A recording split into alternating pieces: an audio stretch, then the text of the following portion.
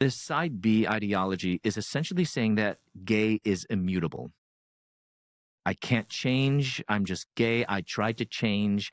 These will never go away, and I just need to grit and bear it. And it's kind of a very dark, like Wes Hill. He even admits his first book, Washed and Waiting, he would write it differently because there was just no hope in it. And we should never sugarcoat things, but we have joy. Yeah. Real joy in the midst of our trials, and Wes totally missed that. It was, and he admits that now. That's good. But we, so gay is immutable. It can't change. I even know people who will say that they're going to be gay in eternity, which is crazy, insane. Yeah. And this also gets to this whole crazy phrase, mixed orientation marriage. I always tell people, marriages don't have orientations. Right. Yeah. And who are we to attach to our marriage our sin struggle? Right. Should a person say, I have a porn struggling marriage? Right. Or we have a lustful or an adulterous struggling marriage? No. That should not be broadcasted out. And so I hope that those are using that terminology would take just the same thing with a vinyl record, throw in the same trash pile as that. That's not biblical. But it's because they believe, and people will say, well, I'm not attracted to my husband. These people, individual speakers and writers will say, I'm not attracted to my husband. And not to say, if you're not sexually attracted, fine. But I hope that you have respect and honor and are attracted to his godliness, to his character. That's so dishonoring to your spouse and the Lord. So that one, gay is immutable. Another one, gay can be neutral and even good. So Wesley Hill on his Spiritual Friendship website wrote an article that kind of, I don't know if it went viral, but it was a while ago. He said, gay is sanctifiable. So being gay is sanctifiable. There's good things that come out of gay. That's not biblical. That's a very, that distorts the consequences what of is the fall. Because that's so hard for me to wrap my head around. What is he defining as gay then? Is that is he attaching certain stereotypes around certain things that gay men tend to do and broadens it out so much to include things that are not part of sexuality. In his book, he even talks about how his friend says that, and I can't remember exactly how it's said, but something like he's a friendship genius. He knows how good to be.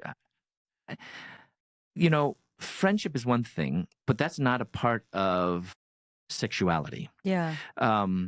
Because if my desire to be good friends with the man is part of sexuality, if your desire to be close to one of your Christian sisters in the Lord is considered sexuality, then you're bisexual. My mom would be lesbian. I mean, she, loves her sisters in the Lord and wants to be close to them. That does not make her a lesbian. So they're really blurring the lines, which adds to this duplicity and equivocation, which we talked about in the last episode. But so they think that gay and can be neutral and even good. So, that's what he's getting to. He's saying that my gayness can help me, love people better, et cetera, which... No, that's not defining the effects of the fall. Every part of this aspect, homosexuality, is rooted in original sin and our sin nature. And then third thing is, because of all this, you can't change, which is untrue. See, this is where it comes down to, this is a different gospel. Yeah. I can change. Maybe not on this side of glory, but definitely on the other. But little changes even every day.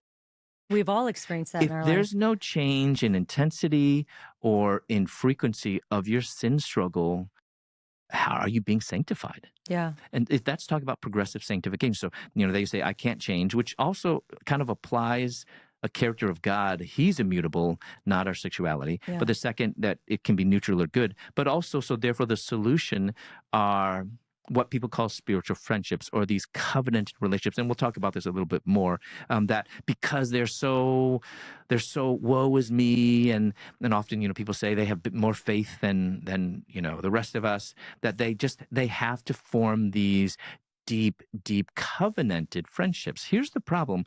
Friendships aren't meant to have a covenant. Right. Marriages are.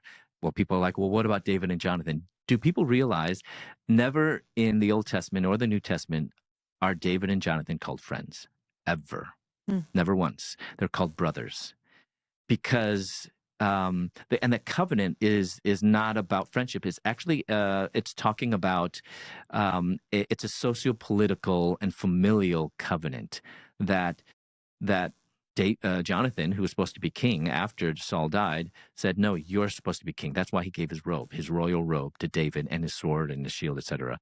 And then they did a familial vow that if you die, you're going to take care of my family. If I die, etc. And that's exactly what David did. Mm-hmm. And that's what that's talking about. It's not a covenant of friendships.